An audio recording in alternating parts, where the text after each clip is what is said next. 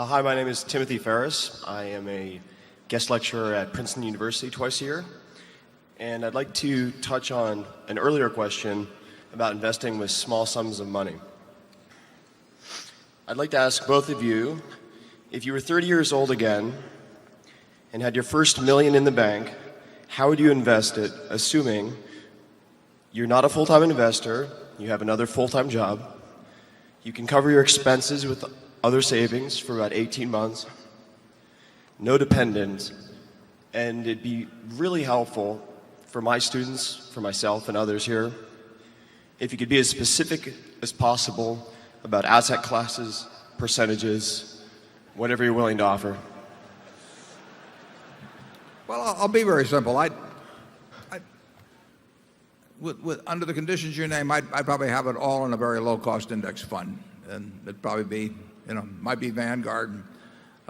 Somebody I knew was reliable, somebody where the cost was low, and because you postulated that you're not going to become a professional investor, I would recognize the fact that I'm an amateur investor, and I would feel that unless bought during a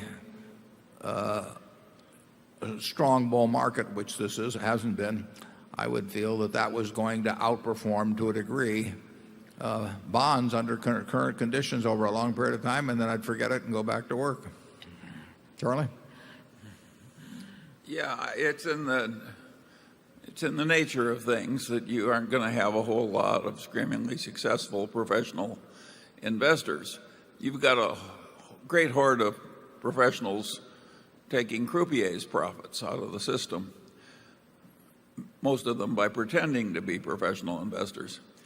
And that is in the nature of things too. But if you don't have any rational prospects of being a very skilled professional investor, well, of course you should compromise on some simple thing like an index fund.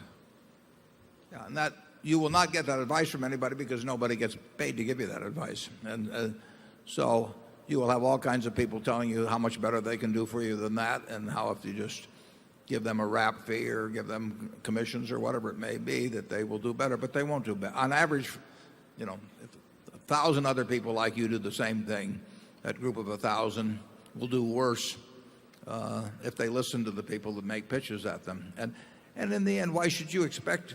I mean, you'll get a very perfectly decent return over a 30 or 40-year period by doing what I suggest.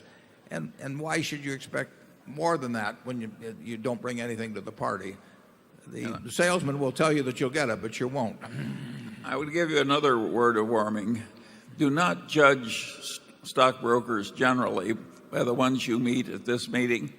We attract some of the most honorable, intelligent stockbrokers in the world. They are not representative of the class. The politician in him just came out.